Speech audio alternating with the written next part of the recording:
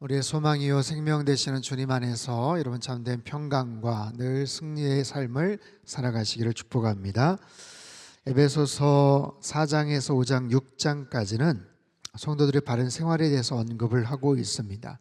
실천적인 이야기죠. 특별히 4장에서 어떻게 그리스도의 몸된 교회를 이루어가는가, 또 새 사람을 입어서 변화된 삶을 살아갈 수 있는가를 이야기를 합니다. 그런가 하면 오늘 본문 이제 5장인데요. 오늘 설교의 제목은 빛의 자녀들입니다. 빛의 자녀들. 여러분, 빛의 자녀의 반대말은 뭘까요? 어둠의 자식들이죠. 네, 어둠의 자식들. 맞습니다. 어둠과 빛은 서로 상반된 개념이죠. 어둠의 자식들과 빛의 자녀. 여러분, 한때 우리가 바로 어둠의 자식들이었다는 것을 아십니까? 예수님을 통해서 우리가 빛의 자녀가 되었어요. 영적인 측면에서 어둠과 빛이 구분이 되는 시점이 있습니다. 하지만 우리가 살아가는 삶의 영역 속에서는 이것이 혼재되어 있죠. 우리 인생의 한복판에 예수님께서 찾아오셨어요. 어둠과 빛이 나뉘어집니다. 사망과 생명으로 나뉘어집니다. 그럼에도 여전히 우리의 삶 속에는 어둠이 존재하고 사망의 음침한 골짜기가 늘 우리의 가까운 곳에 있어요. 그럼에도 불구하고 우리가 언제나 빛의 자녀라는 영적 정체성을 늘 인식하고 기억하며 살아야 됩니다. 그렇다면 언제, 아니 어떤 방법으로 우리가 빛의 자녀가 될 수 있었을까? 어떻게 가능했나? 우리 본문 1절과 2절을 다시 한 번만 읽어보겠습니다. 시작. 그러므로 사랑을 받는 자녀같이 너희는 하나님을 본받는 자가 되고 그리스도께서 너희를 사랑하신 것 같이 너희도 사랑 가운데서 행하라. 그는 우리를 위하여 자신을 버리사 향기로운 제물과 희생 제물로 하나님께 그리스도께서 너희를 사랑하신 것 같이, 하나님의 사랑을 말합니다. 우리를 향하신 하나님의 사랑은 일방적이었고요, 아주 구체적이었고요, 또한 영구적이었습니다. 그 사랑으로 인해서 우리는 하나님의 자녀가 되었고 구원을 얻은 자가 되었으며 빛의 자녀가 될 수 있었던 거죠. 이것은 우리가 구해서 되는 것이 아니에요. 우리가 하나님과 앞에서 앉아서 계약서 서로 체결하여서 이루어진 것도 아닙니다. 하나님의 전적인 섭리요, 일방적인 사랑이요, 크나큰 축복이요, 선물이죠. 어느 순간 우리에게 그렇게 찾아오셨어요. 여러분 인생 한복판에 주님께서 어떻게 찾아오셨는가? 어떤 분들은 굉장히 드라마틱한 모습으로 찾아오셨고, 어떤 분들은 그냥 정말 가랑비에 속옷 젖듯이 언제 그랬나 싶을 정도로 어쨌든 오늘 이 자리에 함께 모여서 예배를 드리게 된 거예요. 우리의 마음속에 여러 가지 정말 하나님께서 기뻐하시지 않는 모습들을 그렇게 살아갔지만 어느 순간 주님께서 찾아와 주셔서 우리를 사랑하신다 말씀하시고 하나님 자녀 삼아 주시고 인쳐 주셨어요. 우리 안에 있는 모든 죄된 것들을 다 갚아 주셨어요. 2000년 전에 예수 그리스도의 십자가 희생 그 피값으로 모든 것을 다 지불하시고 구속해 주셨다는 사실이에요. 여러분, 구약시대 이스라엘 백성들 죄를 지으면 죄를 지은 사람들은 양과 염소를 끌고 와서 희생제물로 바칩니다. 죄를 지은 것은 본인인데 자신이 죽을 수가 없으니까 양과 염소의 머리 위에 자신의 모든 죄를 전가하고 대신 그 짐승이 피 흘려 죽게 만드는 거예요. 제가 오래전에 영락기도원에서 제사법 시연하는 장면을 본 적이 있습니다. 제사장 복장을 한 사람들이 나와서 곁에 파르르 떨고 있는 양 한 마리를 끌고 와서 가차없이 목을 따는 장면은 정말로 충격적이었어요. 너무나도 맥없이 그냥 외마디 소리를 지르고 목이 축 처지면서 피가 쏟아져요. 양의 껍질을 능숙하게 벗기고 뻘건 속살에 각을 뜨고 장기를 해체하고 모아진 사체들을 불에 태우고 피를 쏟고 한 마리의 짐승이 죽어가는 모습이 그리도 불쌍할 수가 없었습니다. 여러분, 이스라엘 백성들은 그렇게 해서 자신의 죄를 용서해 주기를 하나님 앞에 간구하죠. 자신의 잘못이 있는데, 자신의 여러 가지 죄악들이 있는데 그것을 생각하며 죽어가는 짐승들에게 미안한 마음을 느끼며 속죄를 구했을 거예요. 예수님께서 그런 방식으로 모든 죄를 짊어진 한 마리의 어린 양과 같은 모습으로 십자가 달려 죽으셨습니다. 우리가 대신 달려야 되고 우리가 대신 지불을 해야 될 죄의 끔찍한 형벌임에도 불구하고 예수님 처절하게 피를 흘리며 죄의 대가를 지불하시고 우리를 건지시고 살리셨다라는 거예요. 그랬던 우리들, 과거의 우리의 모습, 예전에 우리의 죄된 모습, 죽을 수밖에 없었던 우리의 죄된 모습을 사도 바울이 이렇게 설명을 하죠. 3, 4, 5절 같이 읽습니다. 시작. 음행과 온갖 더러운 것과 탐욕은 너희 중에서 그 이름조차도 부르지 말라. 이는 성도에게 마땅한 바니라. 누추함과 어리석은 말이나 희롱의 말이 마땅치 아니하니 오히려 감사하는 말을 하라. 너희도 정녕 이것을 알거니와 음행하는 자나 더러운 자나 탐하는 자 곧 우상 숭배자는 다 그리스도와 하나님의 나라에서 기업을 얻지. 자, 음행과 온갖 더러운 것과 탐욕, 누추함과 어리석은 말, 희롱의 말. 누추함이라는 것은 추하고 더러운 말이라는 거예요. 또한 우리 안에 있는 음행과 더러움과 탐하는 우상 숭배자들, 이 모든 것이 과거의 우리들의 모습이었습니다. 그런 죄 가운데 빠져서 허우적거리며 살던 그런 우리들이에요. 여러분, 우리 안에 스멀스멀 기어나오는 죄된 욕망들을 여러분 느끼십니까? 우리 시선이 닿는 모든 것, 우리에게 들려오는 여러 가지 소리들, 내 마음속에 있는 모든 것들과 같이 연결이 되어서 언제든지 죄로 촉발될 수 있는 그런 인자를 우리는 갖고 있어요. 정말 신기하죠. 아무것도 아닌 것 같은데 어느 순간 스쳐 지나가는 생각 하나, 누구한테 들은 말 한마디로 인해서 우리 안에 울컥하면서 죄가 생성이 되는 바로 그런 저와 여러분의 죄된 본성입니다. 이 많은 죄된 여러 가지 모습들, 탐욕들, 시기, 질투심들, 그것으로 인해서 말로 투척이 되고 행동으로 나타나는 수많은 모습들, 그것뿐이겠습니까? 서로 속이기도 하고 속아 넘어가기도 합니다. 6절 말씀 같이 읽죠. 시작. 누구든지 헛된 말로 너희를 속이지 못하게 하라. 이로 말미암아 하나님의 진노가 불순종의 아들들에게 누군가를 속이고 그래서 돈을 빼앗고 손해를 끼치고 힘들게 하고 아프게 만들고 불행하게 만들고 그런 사람들을 속이고 현혹하는 일들, 여러분 에베소서를 기록했을 당시 영지주의자들이 사람들을 이렇게 현혹을 했어요. 육체와 영혼은 이분법적으로 나뉘어진 것이다. 육체가 아무리 죄를 범해도 우리의 영혼은 손상되지 않아. 우리의 구원을 받는 것은 결국에는 영혼뿐이지, 영혼만 구원받으면 되는 거야. 우리의 육신은 결국에는 썩어질 모습, 결국에는 그렇게 소멸되어 갈, 썩어져 갈 모습인데 이 육신으로 죄를 짓는 것 아무런 상관이 없어. 중요하지 않아. 그러다 보니까 아무런 가책이나 양심이나 도덕적인 꺼리낌 없이 온갖 방탕한 짓을 하면서 죄를 마음껏 짓는 거예요. 여러분, 오늘날도 마찬가지 아닙니까? 술에 취해서 죄를 짓습니다. 멀쩡했으면 안 지었을 텐데 술에 취해서 알딸딸하고 정신이 혼미해지니까 죄를 지어요. 그것도 부족해서 마약의 중독에 빠집니다. 자신이 어떤 행동을 하는지도 모르고 죄를 짓고 부끄러운 행동들을 합니다. 자신만이 그래요? 사람들을 속입니다. 약한 사람들, 어리숙한 사람들, 힘없는 사람들을 속여서 돈을 빼앗습니다. 손해를 보게 만듭니다. 그들의 인생 가운데 크나큰 상처와 아픔을 주면서 현혹시키는 일들, 속이는 일들이 얼마나 많은지 몰라요. 주중에 저희 아버님과 통화를 좀 했는데 이제 연세가 좀 많으세요. 그래서 인지 능력이 썩 여의치가 않으십니다. 근데 핸드폰에 이상한 문자가 왔다 하면서 저에게 전화를 걸어오셨어요. 종종 그런 이상한 문자들, 메시지가 오는데 무슨 메시지인데요? 그랬더니 부고 알리는 문자가 왔대요. 부고 알리는, 누군가 죽었다, 부고 알리는 문자가 왔는데 아버님 본인 성함을 써서 문자가 왔어요. 저희 아버님 돌아가셨다 해가지고 저희 아버지한테 문자가 온 거예요. 너무 화도 나고 어이도 없고 어떤 인간들이 이랬나 궁금하기도 해서 그래서 눌러볼까 하다가 전화를 저한테, 아버지 절대 그거 누르시면 안 돼요.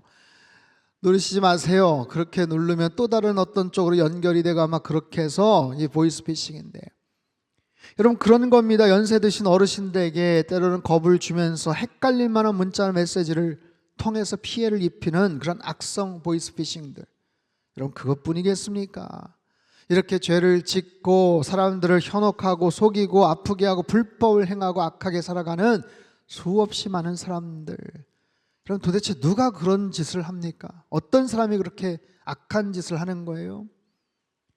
여러분, 저와 여러분도 예수님 만나기 전에, 아니면 어쩌면 지금 이 순간에도 이 땅을 살아가면서도 정도의 차이가 있을 뿐이지, 그런 모습들, 그런 죄악들, 아직 실현해내지 않은 그런 여러 가지 죄성들이 우리 안에 드글드글 그렇게 많이 있다는 사실을 여러분 아십니까? 바로 그것이 우리의 모습이에요. 빛의 자녀가 되기 전에 부끄러운 우리의 모습들. 그래서 성경은 말합니다. 그랬던 너희들의 과거의 모습을 기억하고 이제는 더 이상 그들과 함께 머물지 마라. 어울리지 말고 상종하지 말라라고 말씀을 해요. 7절과 8절 말씀 같이 읽습니다. 시작. 그러므로 그들과 함께하는 자가 되지 말라. 전에는 어둠이더니 이제는 주 안에서 빛이라. 빛의 자녀들처럼 행하라. 그러므로 그들과 함께하지 말아라. 상종하지 말아라. 그 자리를 떠나라. 왜 자꾸만 그 주변에서 맴돌고 있느냐? 아슬아슬하게 양다리 걸치고 있느냐? 이제는 떠나야지. 아직도 죄 가운데서 살아가려고 하느냐? 너희가 전에는 어둠이었지만 이제는 주 안에서 빛이다. 빛이다. 여러분, 어둠과 빛이라고 말씀을 하지만 사실 경계가 모호할 때가 있어요. 우리 안에 여전히 어둠의 모습들이 있거든요. 여러분, 생명과 죽음이 연결이 되어 있잖아요. 그래서 날마다 우리는 살아가지만 한편으로 날마다 죽어갑니다. 여러분, 한 주 동안 열심히 사셨죠. 열심히 살아오셨죠. 그만큼 우리는 점점 더 죽음과 가까워지고 있다는 사실을 우리는 알아요. 생명과 죽음이 이렇게 연결되어 있어요. 어둠과 빛이 공존한 채 살아가는 거예요. 우리 내면엔 수많은 선과 악의 감정들이 수시로 왔다 갔다 합니다. 그렇기 때문에 우리는 이 사실을 의도적으로 인식하고 고백하고 기억해야 돼요. 여전히 내 안에 죄성들이 남아있지만 그럼에도 불구하고 나는 하나님의 사람이고 빛의 자녀다. 죄의 유혹에 빠져서 더 이상 어슬렁거리지 않으며 과거와 같은 그런 삶을 살아가지 않겠노라. 사랑하는 성도 여러분, 저와 여러분은 빛의 자녀들이에요. 여러분, 빛의 자녀답게 살아가시길 주님의 이름으로 축원합니다. 자, 그럼 빛의 자녀들, 그들이 맺는 인생의 열매가 무엇인지 성경은 이렇게 말해요. 9절 말씀 같이 읽죠. 시작. 빛의 열매는 모든 착함과 의로움과 진실함에 있느니라. 잘 기억하세요. 모든 착함, 의로움, 진실함, 이게 빛의 열매다라는 거예요. 착함이라는 것은 우리가 알고 있는 바로 그런 굿니스, 선함을 의미합니다. 의로움이라는 건 뭘까요? 굉장히 공의롭고 정의로운 기준을 의미하죠. 진실함이라는 것은 충성됨, 신실함, 충직함, 영어에 인테그리티라는 단어가 있어요. 이것은 온전함, 통전적인, 흠잡을 데 없는 바로 그런 의미에서의 선한 모습들을 말씀하고 있어요. 여러분, 이 세 가지가 빛의 열매인데 선함, 착한 거 중요하죠. 그런데 이 선함, 이 착함에도 기준이 뭔가 필요합니다. 뭐냐면 선이라는 것은요, 다 좋은 것이 아니에요. 누가 볼 때 선이냐에 따라서 그 기준은 되게 달라집니다. 내용도 달라집니다. 어느 쪽에서 보느냐에 따라서 굉장히 한 형평이 좀 기울어질 수도 있어요. 나에게는 선인데 상대방에게는 무례함과 불쾌함으로 건네줄 수 있는 부분도 있습니다. 여러분, 선이라는 것은 그래서 굉장히 검증이 필요해요. 최선을 다했다. 여러분, 최선이라는 말도 어떤 경우는 잘못되고 부정적인 모습으로 악용이 될 수 있습니다. 나에게는 최선이었다라고 스스로를 그렇게 그냥 방어를 하는, 방어막을 치는 거죠. 여러분, 최선에서 더 나아가서 독선이라는 말 아시죠? 거기도 선이라는 게 들어가요. 얼마나 이기적이고 독단적인 그런 선입니까? 그런 선함이 의로움에 의해서 기준을 잡아야 돼요. 어떤 선이냐라는 거예요. 그 의로움과 진실함을 통해서 균형을 잡고 판단을 해야 됩니다. 그럼에도 불구하고 판단하기가 어려울 때가 있어요.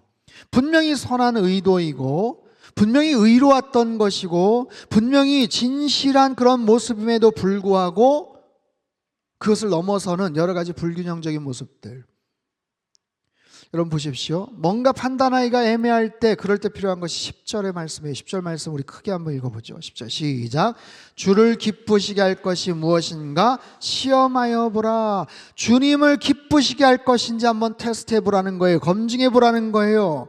분명히 선한 의도예요. 기준도 좋아요. 그리고 진실합니다. 그런데 서로를 위하고 공동의 선을 위한다고 하지만 이것이 악하게 작용이 될 수도 있다라는 거예요. 보세요. 어느 정도 범위를 잡느냐, 어느 정도 경계를 잡느냐에 따라서 그 경계선 안에서는 서로가 다 선하고 의롭고 진실해요. 그런데 그 경계선 바깥에 있는 사람에게는 굉장히 부당하고 불합리할 수 있는 것들이 오늘 우리 시대의 세태입니다.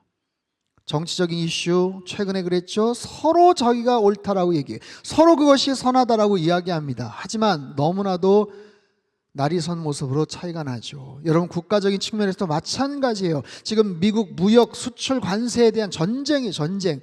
자기네 나라에서는 굉장히 의롭고 선하고 진실해 보여도 그렇지 않은 모습들이 얼마나 많습니까? 여러분, 우리의 삶 속에서도 마찬가지라는 거예요. 그래서 애매하고 헷갈릴 수 있는 그런 부분은 하나님이 기뻐하실 만한 일인가? 라는 거예요. 이기적인 기쁨이 아닙니다. 이타적인 기쁨도 아니에요. 하나님이 원하시는 기쁨인가? 사랑하는 성도 여러분, 빛의 자녀들처럼 살라. 이것은 어떻게 보면 되게 추상적이기도 하고 어려워 보입니다. 하지만 한편으로 대단히 간단해요. 주님의 기쁨 되어 살아가는 것, 주님께서 기뻐하실 만한 일인가? 빛 대신 주님, 생명의 빛이 되신 예수 그리스도의 그 뜻을 따라서 모든 착함과 의로움과 진실함을 다해서 살아가되 주님의 기쁨 되어 살아가는 것, 그것이 빛의 자녀들로서 마땅히 살아가야 될 우리의 태도요 모습인 거예요. 여러분, 다시 한번 권면하고 축복합니다. 여러분, 빛의 자녀로 살아가시길 주님의 이름으로 축원합니다. 그런 빛의 자녀들이 해야 될 일들을 바울 사도가 11절, 12절, 13절 같이 한번 읽겠습니다. 시작. 너희는 열매 없는 어둠의 일에 참여하지 말고 도리어 책망하라. 그들이 은밀히 행하는 것들은 말하기도 부끄러운 것들이라. 그러나 책망을 받는 모든 것은 빛으로 말미암아 드러나나니 드러나는 것마다 빛이니라. 열매 없는 어둠의 일에 참여하지 말아라. 도리어 책망해라. 열매가 없는 어둠의 일들, 여러분, 뭔가를 열심히 하는데 열매 없는 일들이 있다는 거예요. 내가 열심히 뭔가를 하는데, 뭔가 열심히 노력하고 기대하는데 알고 봤더니 열매가 하나도 없다. 슬픈 일이죠. 근데 왜 열매가 없을까요? 어둠 속에서 했기 때문에 그래요. 어둠 속에서 하다 보니까 어디에다 씨를 뿌렸는지 몰라요. 어둠 속에서 하다 보니까 이게 우선순위가 뒤바뀌어서 제대로 일을 못했던 거예요. 깜깜한 상황 속에서 뭔가를 하다 보니까 열심히 뭔가를 했는데 불 켜놓으니까 엉망진창이 된 거예요. 여러분, 바로 그렇습니다. 죄와 욕심에 사로잡혀서 우리의 영안이 어두워지고 어둠 속에서 뭔가를 열심히 하다 보니까 부끄러운 그런 삶을 살아가게 되는 거죠. 그런 일들에 참여하지 말아라. 과거처럼 그런 일들에 동참하지 말아라.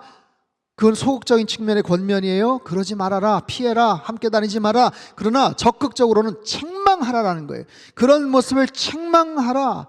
그것은 폭로하라, 고발하라. 굉장히 적극적인 그런 모습의 권면입니다. 단지 나만 피해 입지 않으면 돼 라고 해서 나만 숨는 것이 아니라 그저를 노출시켜라, 폭로하라, 책망하라. 그러면 어떤 일들이 벌어지는가? 13, 14절 같이 한번 읽습니다. 시작. 그러나 책망을 받는 모든 것은 빛으로 말미암아 드러나나니 드러나는 것마다 빛이니라. 그러므로 이르시기를 잠자는 자여 깨어서 죽은 자들 가운데서 일어나라. 그리스도께서 너에게 비추이시리라 하셨느니라. 아멘. 빛으로 드러난다는 거예요. 모든 것이 빛으로 드러난다. 이건 빛 아래에서 드러난다라는 겁니다. 그렇게 빛을 받게 되면 빛 아래에서 드러나고 빛의 세계에 속하게 된다. 그리고 마지막 14절은 사도 바울이 인용을 한 내용이에요. 일어나라 빛을 발하라. 이사야 60장의 내용이기도 하고 초대교회 찬송가 가사 일부분이었을 거라고 학자들이 추측을 합니다. 잠자는 자여 깨어나서 일어나라. 잠자는 자여 죽은 자들 가운데서 일어나라. 빛의 자녀들이여 가만히 있지 말고 일어나서 빛을 발하라 라는 거예요. 여러분, 세상에서 어둠 가운데서 빛의 자녀로 살아간다는 것은 대단히 주목을 받으면서 한편으로는 굉장히 부담스러울 수 있는 일입니다.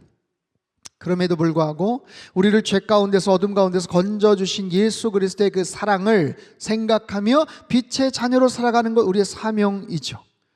우리의 빛이 아니에요. 부족한데, 나는 연약한데, 아직 준비가 안 됐는데, 내 빛이라는 것이 보잘것없는데, 그럴 수 있습니다.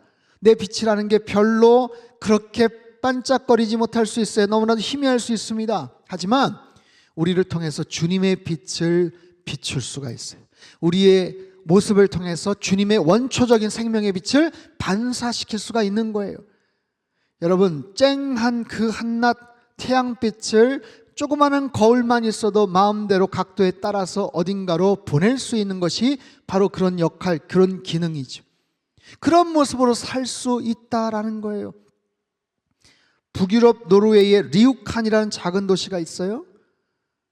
여러분, 이 메시지를 이야기할 때마다 저는 최고의 그런 예화인 것 같아요. 작은 도시입니다. 노르웨이 인구 3,500명. 근데 그 도시는 겨울이 시작되면 9월부터 3월까지 빛을 볼 수가 없어요. 워낙 위도가 높은 데다가 주변에 해발 1883m의 가우스타 산과 계곡이 병풍처럼 둘러치고 있어요. 그래서 날이 밝았나 보다 라는 것을 인지하지만 태양이 들어오지를 못해요. 겨울철은 그냥 평생 그렇게 살아왔어요. 근데 2013년 10월에 지역 산 꼭대기, 그 꼭대기 계곡 꼭대기 위에 거대한 세계 거울이 설치가 됩니다. 그래서 태양 반사경의 역할하는 거울들이 태양의 움직임을 따라서 각도를 조금씩 조정하며 그 도시 한복판에 햇빛을 제공하기 시작을 했어요. 구상은 했었고 이런 아이디어 어떨까 얘기했지만 기술적으로 여태까지 안 되다가 2013년에 드디어 그 겨울철에도 역사상 처음으로 그들이 햇볕을 쬐 수 있게 된 거예요. 주민들이 감격의 눈물을 흘렸습니다. 바로 그런 거예요. 여러분 보십시오. 우린 죽은 사람들, 영적으로 죽어있는 사람들 사이에서 일어나고 깨어나면 됩니다. 그리고 하나님의 빛을 반사시키고 그 빛을 그렇게 보내면 되는 거예요. 우리의 삶의 모든 영역 속에서 영적으로 죽어있는 사람들 사이에서 여러분 같이 잠들어 있지 마시고 일어나시고 깨어나시고 번거로워도 부끄러울 수 있어도 여러분 그런 모습 속에서 빛의 자녀답게 살아가는 저와 여러분의 삶이 되시길 주님의 이름으로 축복합니다. 우리의 삶 속에 하나님의 빛이 필요한 곳이 참 많습니다. 그곳에 구석구석 빛을 비추십시오. 내가 존재하는 것 그 자체로 말미암아 내 주변을 따뜻하게 하고 내 주변을 밝게 만드시는 거예요. 그럴 때 하나님께서 기뻐하시지 않겠습니까? 그것이 빛의 자녀로서의 사명이고 역할입니다. 그렇게 모인 우리들 한 사람 한 사람을 통해서 하나님께서 기뻐하시는 거룩한 교회의 사명들을 감당하게 될 거예요. 오늘은 상당교회 창립 49주년 되는 기념주일입니다. 상당교회가 지난 49년 동안 하나님의 빛을 드러내며 여기까지 왔어요. 행복한 청주를 만들고자 소망하며 여기까지 맡겨진 사명을 감당하며 왔습니다. 이제는 청주를 넘어서서 우리의 지역사회 곳곳에, 대한민국 곳곳에 세계 열방의 선교적 교회로 하나님의 빛을 더 멀리 그리고 더 넓은 모습으로 반사시키고 드러낼 거예요. 무엇보다도 하나님의 기쁨 되는 선교적 교회 되고, 내년도 50주년입니다. 새로운 50주년, 어떤 모습으로 50년, 60년, 70년 계속해서 그 생명의 빛이 정말 아름답게 펼쳐질 수 있을까? 그래서 계속 생명을 살리고 복음을 전하는 거룩한 주님의 교회, 선교적 교회로 자리매김되고 그렇게 헌신하는 저와 여러분 되시기를 주님의 이름으로 축복합니다.